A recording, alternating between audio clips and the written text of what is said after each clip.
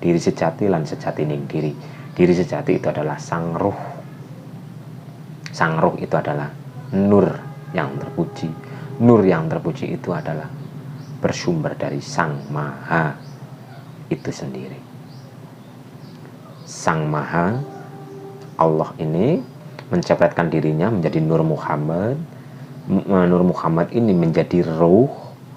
Ruh ini yang ada di setiap diri manusia. Assalamualaikum warahmatullahi wabarakatuh. Rahayu, rahayu, rahayu. Untuk memahami tentang ruh, sebenarnya kita bisa melihat dengan apa yang ada di dekat kita sekarang ini. Ruh itu suci. Karena sejatinya ruh itu adalah cepretan dari Tuhan kita. Ruh itu adalah percikan cahaya Tuhan. Dan dalam Al-Qur'annya itu sudah diberitahukan seperti ini. Maka apabila aku telah sempurnakan kejadiannya, dan aku telah meniupkan ruh dalam kurung ciptaan. Sebenarnya bukan ciptaan, ruh itu bukan ciptaan. Ruh itu adalah percikan cahaya Tuhan. Dalam Al-Qur'annya itu ada tanda kurung ciptaan. Sebenarnya itu bukan ciptaan, karena ruh itu bersumber dari Sang Maha langsung. Ayatnya seperti ini. Apabila aku telah menyempurnakan kejadiannya dan aku telah meniupkan ruhku ke dalamnya, maka tunduklah kamu kepadanya dengan bersujud.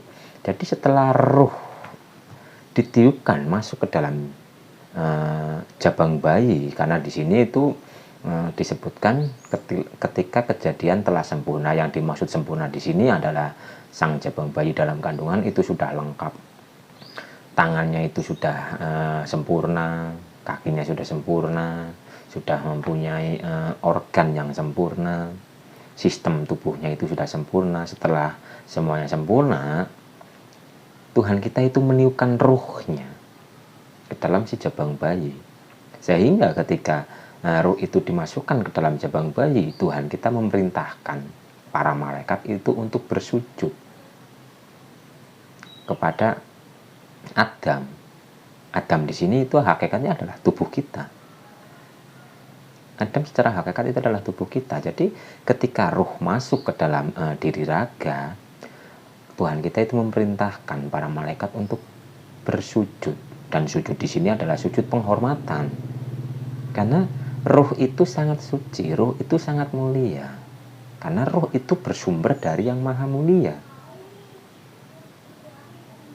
Oleh karena itu manusia disebut makhluk yang paling sempurna.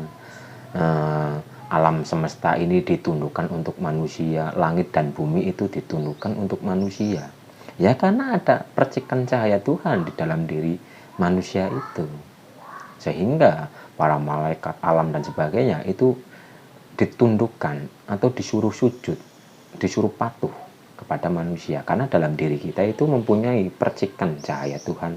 Di semua diri manusia sejatinya ada percikan cahaya Tuhan. Tanpa ada percikan itu, ya otomatis kita tidak hidup. Jika manusia ditinggalkan oleh percikan cahaya Tuhan, maka manusia tersebut ya otomatis meninggal.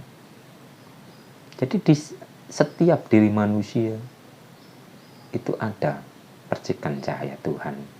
Percikan cahaya Tuhan itu dikenal dengan Nur Muhammad.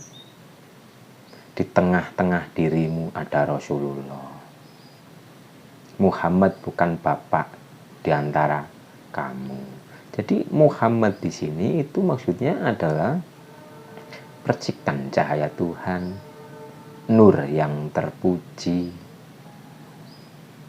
Nur yang terpuji itu ada di dalam diri. Untuk mengenal Tuhan, kita harus mengenal dengan diri yang sejati kita ini, yaitu ruh.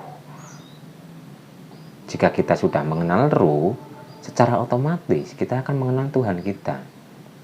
Tugas kita sekarang adalah membersihkan kotoran-kotoran atau hijab-hijab yang menutupi ruh tersebut. Contoh dengan secangkir kopi.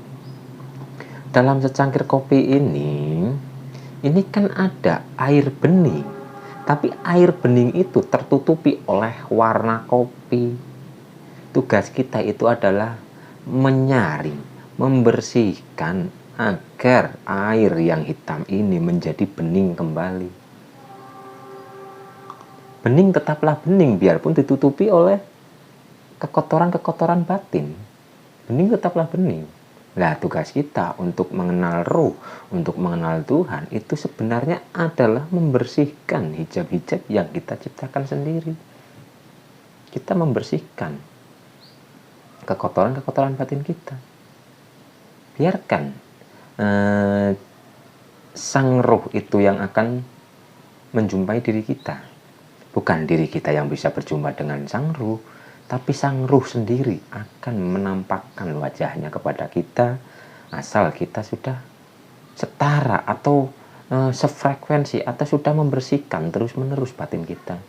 Karena tidak mungkin kebatilan itu akan bercampur dengan kebenaran.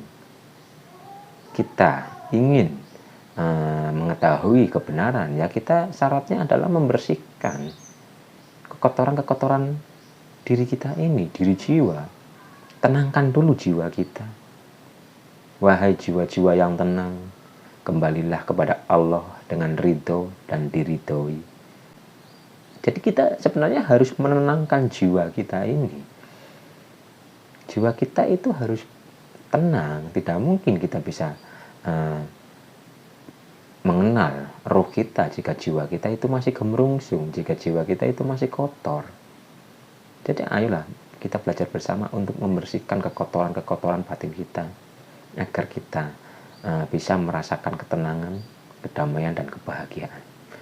Ketenangan, kedamaian, kebahagiaan yang sejati itu hanya bisa kita rasakan ketika kita benar-benar mengenal Tuhan kita, mengenali ruh kita. Siapapun orangnya yang lupa kepada Tuhannya, kepada Allah, maka ia akan lupa kepada dirinya. Begitupun kita lupa kepada diri, pasti kita akan lupa kepada Allah. Dan jika kita tidak mengenal dengan Allah, atau kita tidak mengenal Allah, maka kita dianggap orang-orang yang fasik. Karena kita merasa bahwa kita itu ada. Sebenarnya makhluk itu tidak ada. Yang ada hanyalah beliau semata. Tapi kenapa kita merasa bahwa diri kita ada? Kita bergerak seperti ini. Kita merasa bahwa diri kita yang bisa bergerak. Lantas kesadaran la haula wala itu di mana? Tidak ada makhluk satupun yang bisa bergerak kecuali mendapat daya, kekuatan, kecuali mendapat daya dan upaya dari Sang Maha. Tapi kenapa kita mengakui bahwa kita yang bisa bergerak dan sebagainya? Bukankah ketika kita mengakui bahwa diri kita bisa bergerak tanpa ada keterhubungan diri dengan Tuhan kita, itu kita sudah menduakan Tuhan kita. Kita sudah bersaing dengan Tuhan kita karena kita merasa bahwa diri kita bisa.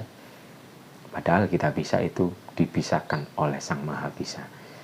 Jadi intinya untuk mengenal ruh kita, agar kita mengenal Tuhan kita, kita itu terus membersihkan kekotoran-kekotoran batin kita. Karena ilmu ma'rifat itu ada dua, ma'rifat akal dan ma'rifat hati. Ma'rifat hati itu adalah kita sudah merasakan sendiri, kita sudah mengalami sendiri. Tapi ma'rifat akal itu bisa kita membaca buku, bisa kita belajar membaca dan sebagainya. Itu kita bisa memahami tentang ilmu ma'rifat, kita bisa memahami secara akal karena kita mungkin membaca dan sebagainya. Tapi belum tentu orang yang secara ma'rifat akal itu bisa memahami, mereka itu benar-benar tahu jalannya, belum tentu. Jadi ma'rifat itu ada dua, ma'rifat akal dan ma'rifat hati. Jadi ma'rifat akal dan ma'rifat rasa. Ayo kita belajar bersama untuk merasakan sendiri, agar kita bisa memaklumi, agar kita bisa bijaksana dan sebagainya. Orang yang benar-benar bermakrifat secara rasa, secara pengalaman pribadi atau merasakan sendiri, sudah barang pasti orang tersebut itu akan memaklumi, akan bijaksana, tidak mudah untuk menyalahkan. Ketika mungkin ada yang salah pun kita akan menegur dengan bijaksana. Jadi ayo belajar untuk mengenal diri kita, karena diri kita itu adalah percikan cahaya Tuhan. Hakikat dari Rasulullah itu adalah Nur Muhammad, utusan Allah. Itu adalah nur. Dan bisa diumpamakan seperti ini. Umpama ini lampu. Lampu ini umpama ini Tuhan kita. Nah, percikan cahaya Tuhan itu adalah sinarnya yang menyinari ke segala penjuru. Dan ini akan masuk atau akan menjadi kesadaran benda-benda fisik, tubuh-tubuh fisik, dan akan menimbulkan bayangan. Lah, kita selama ini mengejar bayangan. Selama ini mungkin kita menghadapkan wajah kita kepada bayangan, padahal bayangan ini, bahkan diri kita ini sebenarnya semu. Jadi ayo kita belajar untuk menghadapkan pandangan kita kembali kepada sang lampu. Selama kita mengejar bayangan, maka kita akan semakin jauh dari Tuhan kita. Tapi ketika kita mendekatkan diri kepada Tuhan kita, kita menghadapkan wajah kita kepada Tuhan kita, bayangan ini akan mengikuti kita. Seumpama ini matahari, seumpama. Nah, kita di sini, kita hadapkan wajah kita kepada bayangan, kita mengejar bayangan, maka bayangan itu akan semakin menjauh. Semakin kita kejar, semakin menjauh. Dan kita pun akan semakin jauh dari Tuhan kita dalam kesadaran. Kita akan semakin menjauh. Tapi ketika kita mau menghadapkan wajah kita kepada cahaya dan kita mendekat kepada matahari, maka bayangan ini akan mengikuti diri kita. Bayangan ini akan mengikuti diri kita sampai kita benar-benar berada di dalam cahaya itu, maka bayangan itu pun lenyap. Itulah konsep manunggaling kawula Gusti. Manunggal, mengesakan. Tapi setelah kita sudah mempunyai kesadaran murni, sudah manunggal, bukan berarti kita mengaku sebagai Tuhan, bukan. Tapi kita menyatakan dalam diri kita bahwa semua ini adalah esa. Pandang yang satu kepada yang banyak, pandang yang banyak kepada yang satu. Kita melihat mungkin banyak, tapi kita mempunyai kesadaran banyak itu bersumber dari yang satu. Di dalam yang banyak itu pun adalah satu. Pandang yang satu kepada yang banyak.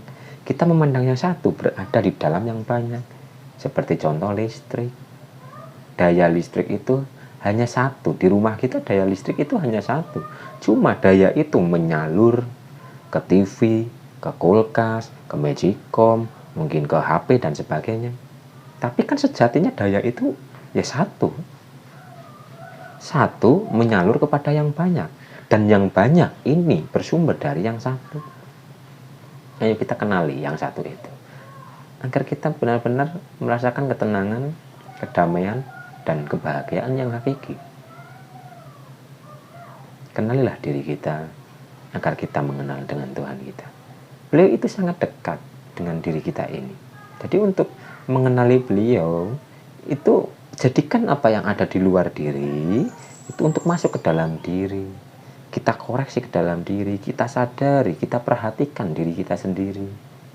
Kita bersihkan kekotoran-kekotoran batin kita agar beliau menampakkan wajahnya kepada kita. Bukan kita yang bisa menjangkau beliau, bukan, tapi beliau sendiri yang akan menjumpai diri kita. Karena diri kita bersungguh-sungguh. Sopo temen bakal dinemu. Siapa yang bersungguh-sungguh pasti akan menuai. Dan Allah tidak akan menyanyiakan orang yang bersungguh-sungguh. Suatu saat asal kita istiqomah, maka Allah akan memperkenalkan dirinya kepada diri kita ini. Ayo kita terus berjalan pada jalan ke dalam diri. Kita masuk ke dalam diri agar kita benar-benar mengenal diri kita yang sejati. kita mengenal raga kita, kita masuk ke dalam rasa. Setelah kita masuk ke dalam rasa, kita akan merasakan ruh kita. Setelah kita merasakan ruh kita akan berbadan rohani.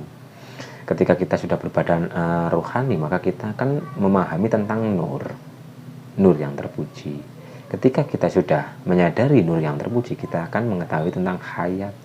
Hayat itu siapa?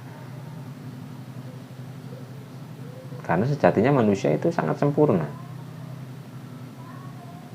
Ayo kita belajar bersama untuk mengenal diri sejati kita. Jangan sampai kita lupa kepada diri kita. Karena jika kita lupa dengan diri kita, maka kita lupa kepada Tuhan kita. Kita kembalikan kesadaran kita kepada kesadaran murni. Kita mengesahkan Allah. Tidak ada Tuhan selain Allah. Hancurkanlah Tuhan-Tuhan selain Allah. Karena apapun itu bisa jadi Tuhan. Jika kita mencintai berlebihan, jika kita mengagung-agungkan makhluk dan sebagainya, itu bisa menjadi atau bisa mempertuhankan mereka. Masuklah ke dalam diri agar kita benar-benar mengetahui jati diri kita. Sejatinya kita itu siapa? Untuk apa kita diutus ke alam dunia ini? Karena setiap individu itu mempunyai tugas dan peran masing-masing di dunia ini. Laksanakanlah tugas itu, laksanakanlah amanat itu.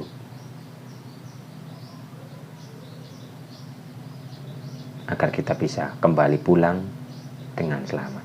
Jika di alam dunia ini mata hati kita buta kepada Tuhan kita, di hati kita pun pasti akan buta.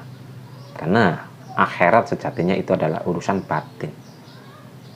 Jika urusan kesadaran di dunia ini kita lalai kepada Tuhan kita, maka batin kita itu akan semakin buta. Batin kita itu akan tersesat dan sebagainya. Jadi ayo kita belajar bersama untuk membersihkan kekotoran-kekotoran batin kita, agar beliau menampakkan wajahnya kepada kita, agar kita benar-benar kenal dengan diri sejati kita. Diri sejati lan sejati ning diri. Diri sejati itu adalah sang ruh. Sang ruh itu adalah nur yang terpuji. Nur yang terpuji itu adalah bersumber dari Sang Maha itu sendiri. Sang Maha Allah ini mencepatkan dirinya menjadi Nur Muhammad. Nur Muhammad ini menjadi ruh ini yang ada di setiap diri manusia. Kenalilah ruh kita agar kita kenal dengan Tuhan kita, agar kita selalu berada dalam kesadaran murni. Kita selalu dituntun dan dibimbing oleh beliau lewat rasa. Karena untuk bermakrifat itu adalah dengan rasa, bukan dengan akal. Akal tidak akan pernah mampu untuk mengenal Tuhan kita. Sudah dijelaskan ketika Nabi Musa menganggap dirinya itu adalah manusia yang paling cerdas. Karena cerita Nabi Musa itu adalah perkara akal. Nabi Musa menganggap dirinya paling cerdas, sehingga Nabi Musa ditegur untuk menemui hamba Allah yang mendapatkan ilmu dari sisinya. Dan ketika Nabi Musa mengikuti Nabi Khidir, ternyata Nabi Musa selalu bertanya. Karena akal ini sifatnya seperti itu, selalu protes. Tidak bisa memahami tentang bab rasa. Karena bab rasa itu tidak bisa kita pahami jika kita tidak merasakan sendiri. Kita tidak akan tahu rasanya panas itu seperti apa jika kita tidak merasakan kita terbakar atau kita terkena percikan api dan sebagainya.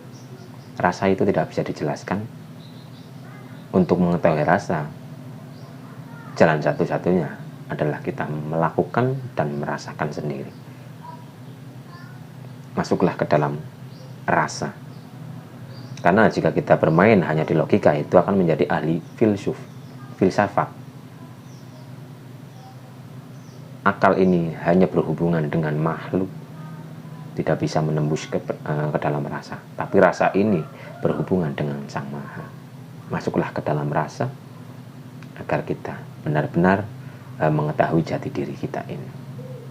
Dan mungkin itu dulu yang bisa saya sampaikan. Semoga bermanfaat. Assalamualaikum warahmatullahi wabarakatuh. Rahayu, rahayu, rahayu.